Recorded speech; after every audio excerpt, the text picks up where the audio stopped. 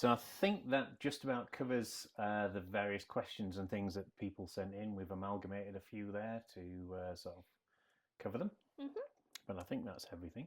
Right, so we have some others.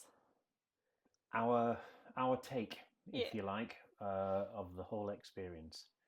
We met with Bryson Guptill before we started, and he said to us, "It's a unique walk," and he's absolutely right.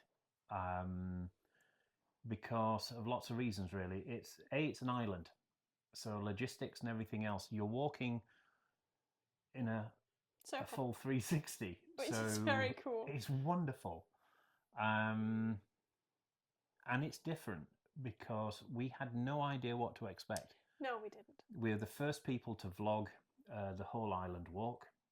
We couldn't find anything else, so we didn't know what to expect. We knew nothing about PEI other than what we'd sort of looked on the web and found. We've only done one long distance hike before, which was the Camino. Portuguese. So we're not exactly super seasoned hikers either. And we took some of those ideas with us, or at least I did.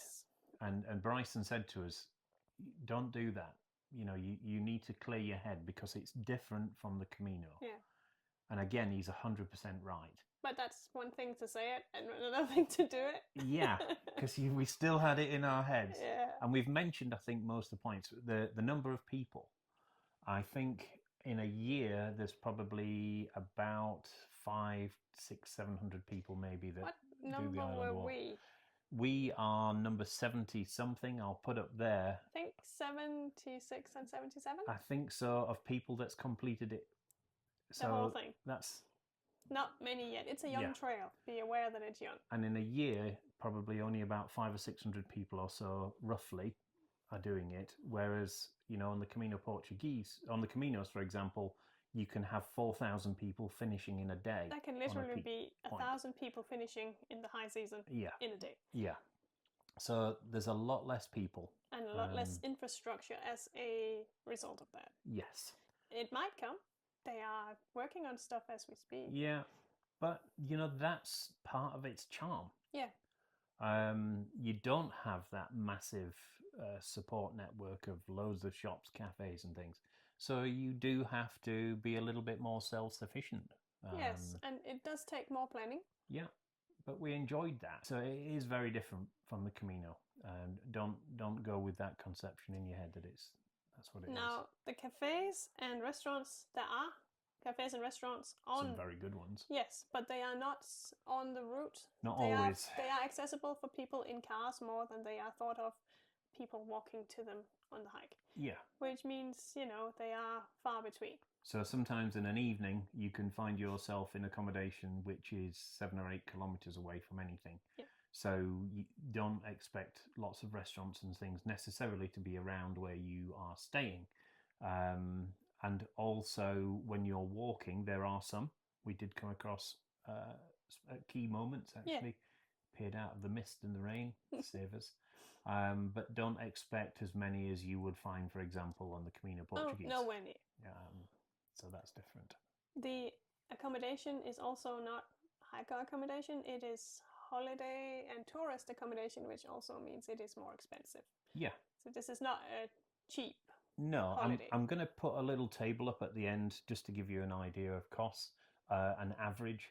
But for example, on the Camino, if you were staying in a albergue, you could, potentially be paying 10 to 15 euros maximum a night. Be prepared to do at least 10 to 15 times that on PEI.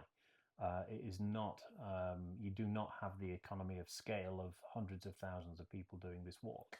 No. And it's a very, very popular holiday destination. So costs are significantly higher. Now, there is a Compostela, and you get that by going into the website for the PEI Island Walk and following the steps in there. Now, the stamps and stuff does not work the same way. You don't need to get stamps every day, but that's stuff you can all read in there. But there is a Compostela, and there is a finishing... Speak to the lovely people in the Island Walk office. Pick up your passport. The places that we stayed, not all of them even knew about. No, that's the next point on my list. So there's not stamps everywhere, but they will. Some people did. Some people got stamps, and it will get more as the walk becomes even more popular. But we just got people to sign each day. We would get the accommodation people just to sign that we were there. And then you hand that in at the office at the end, and you get your certificate. So this leads into the next thing on my list, which is that it's actually a minority of people, even on PEI, that know that there's walking. Which is really cool. Yeah, but they're all very interested and want to know more when you start talking about it. We'd be sitting on a bench somewhere, and someone would say, "Hey, what are you doing?" We'd say we're doing the Island Walk. The what? Most of them know about the Confederation Trail, but you tell them about the Island Walk. Hey, we're walking 700 kilometers. They also know about the Trans-Canada Trail, which we were not doing. Yeah. But yeah, be prepared for people not to know, which is actually one of the charming points about it. Even PEI Islanders. So get in there now while it's still new, and be a first mover. You're one of the first people. I wrote this down for comparing the Camino and the PEI Island Walk. I've said it's a more open and majestic and natural beauty kind of place, and it's less religious and spiritual than the Camino. So, for instance, we went into, I think, 2 churches. We tried to get into more, but they're locked, so that's just not a thing there. And it's more nature than it is spirituality, I would say. The Camino is steeped in a couple of thousand years worth of religious history.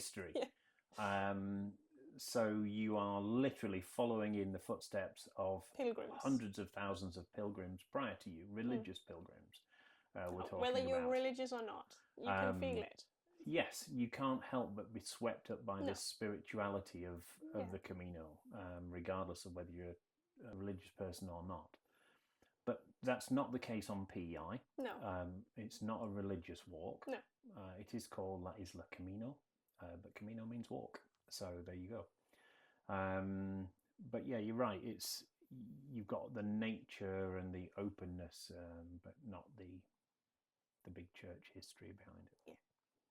I think that's... Oh, and I'm going to say this one more time. Unlike the Camino, you don't walk to and from accommodation. It's not how it works. No. So put that out of your head. Yeah. So was it worth it?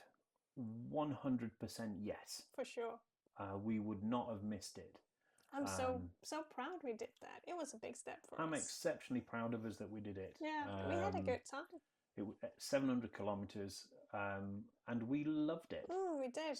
Yes, like any long through hike, you're going to have, peaks and troughs, good days and less good days. Rain and sun. Yeah. Sometimes too much sun. Too hot, too cold, too tired, too whatever.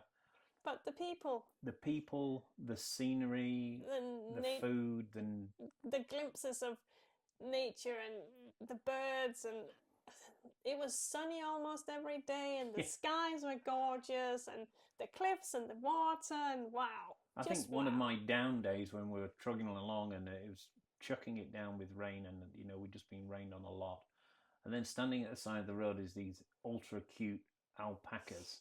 Standing there with their ears like walking with us, twitching, and then there's a bald eagle circling. How can you not get lifted by that? Yeah. So 100%, we absolutely loved our time on the island walk. I think that's obvious. You can see that in the videos. Well, we loved it so much that the next and last question is, are you coming back to PEI? And yes, we are. We are heading back later this year. We're hoping to be back in PEI in November to experience our first Canadian winter. I'm hoping for snow. Reasonable amounts, not crazy amounts. I'm secretly hoping for crazy amounts. That's just me. So, the last bit of the video, and probably the longest... No. is going to be the anecdotal Trundler planning advice for the people who want to plan their own walk. Number 1, go to the website. The Island Walk website. Future Keith puts it up there. Everything you need is in there. It's a brilliant place to start. You'll get in contact with the people, the lovely, lovely, helpful people in the Island Walk office. They've got planning advice. The website has been improved constantly. It's improved even since we finished on there. They're adding more and more content, more and more providers, transport, accommodation. You can even get itinerary help. And that's also where you go in and find the commute downloadable file to add the trail to your smartphone, and actually I think it pings up on your smartwatch if you have one of those. Yes, it does. Highly recommended. The Komoot app, though, when you just install it, it did for us. It asked, do you want Komoot to optimize the route and change it? No, you don't. The answer to that is no, because otherwise, from wherever you are with your accommodation, suddenly it starts navigating from there. Yeah. So we just started and stopped Komoot at the start and the end of each walking day. Yep. Otherwise, it tries to use Google sometimes to take a slightly faster route. Yes, and that's not what you want. No, you don't. But the Komoot app, superb. Yep. It does not use data. You can put your phone in flight mode and just use the GPS. Yep. And it gives you a little dot on the trail. It's almost impossible to be lost. Right, so plan it yourself. Yep. Plan it around hubs. Yes. Be aware that there are very few taxi companies, so make sure you do have transport for every day. Yeah, don't think I'll just find an Uber or a taxi at the end of the day, and no, you won't. Probably. There is apparently a bus, but we didn't use it because I think it's stopped for the season partway through for us. Or at least if it doesn't stop, it goes on a very, very reduced schedule, but there is an island bus. So you can look into that as well. I would again choose a shorter season. Autumn worked very well for us. But I can see it would be nice when the spring is coming around as well. That would be cool to see. Yeah, spring might be kind of cool. But be aware of accommodation. Accommodation and also restaurants and all that kind of stuff have a strict schedule and they actually close down. Be mentally prepared that there will be road walk. Yep. If weather permits, do the beach walk alternatives, which I think... Lots of beach walks. I think they're working on putting them on as alternate routes. They are. We'll talk about that anyway. Make space for Greenwich. Yep. In fact, we had a really good time when we just got there. We had a car for 3 or 4 days, and we just went around and did all the tourist things. Yeah, because we would have missed them otherwise. Anne of Green Gables and all that. We had a whole Anne of Green Gables day. But the Bottles House and all that kind of stuff. There's lots of things to go and see. That you won't get time to see if you're just doing the island walk. And that's it. Awesome. Yeah. Well, there we go, everybody. Thank you so much for watching us. Really hope that's been useful. Thank you to everyone that followed along as part of the walk. Yeah. All of the subscribers. Thank you, everybody, for putting up with all the yapping. The yapping, but the encouragement, the friendships that we've made on the island and off the island. People that has been writing to us as part of this journey. It's been exceptional. It really has. It's been truly, truly sort of memorable experience. For sure. So thank you very much for joining in on that. And we've already put out what's happening with all our other walks. Yep. So from Tina and me, it only leaves us to say thank you very much, everybody, and goodbye and happy trundling. Bye. Bye. You've now seen the videos. They're all uploaded to YouTube. I need to change something. What's that? Do you see my glasses? Do you see the light? I'm going to close the curtain. All right. Yeah, good idea. Blooper. It's epic. Excellent. Look out for the alternate routes. Bill Bryson. Not Bill Bryson. That's because there's a Bill and there's a Bryson. Yeah, and we've been listening to an audiobook from Bill Bryson. So that was one of its things, I think, is I've completely lost the point of why we were talking about all that. Camino versus... Oh, yeah. That sort of leads into the next one, which on my list, which is... It's actually a minority... This leads into the next thing on my list. Take 3. This leads in... Okay. So there we go, everybody. Thank you very much for watching again. Well, the next part that's coming up is the Trundler planning advice, the anecdotal Trundler planning advice. Have I started finishing too early? Yeah, but that's okay. If you don't, if you don't want to do it, just you're not going to do the wrap up then. Yes, let's do.